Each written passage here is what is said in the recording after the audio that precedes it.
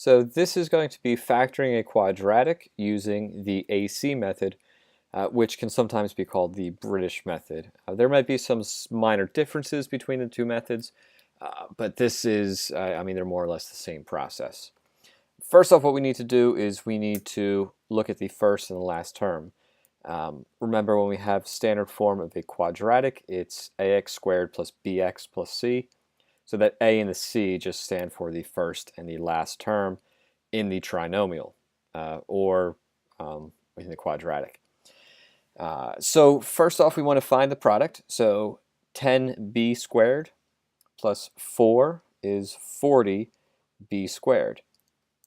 We want to look at two factors of 40b squared that add up to get 13b.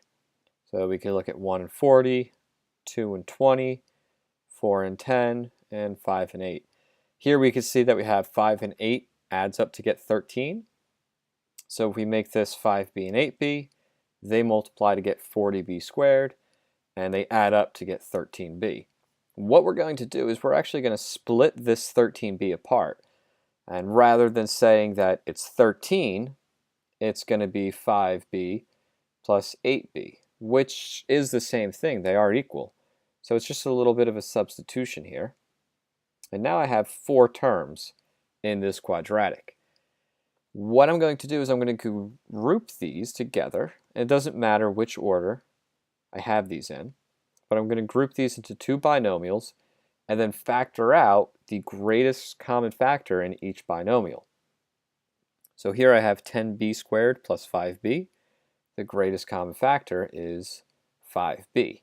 What I'm left with is a 2b plus 1 after I divide both of these terms by 5b.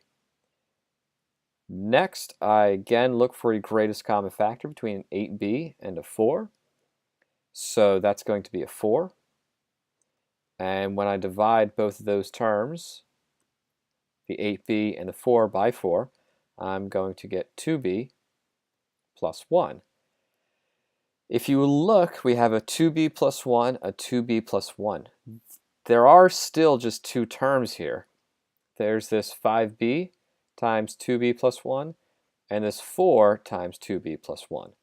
Since both of these terms have a factor of 2b plus 1, we can pull that 2b plus 1 factor out, and we're left with a 5b plus 4.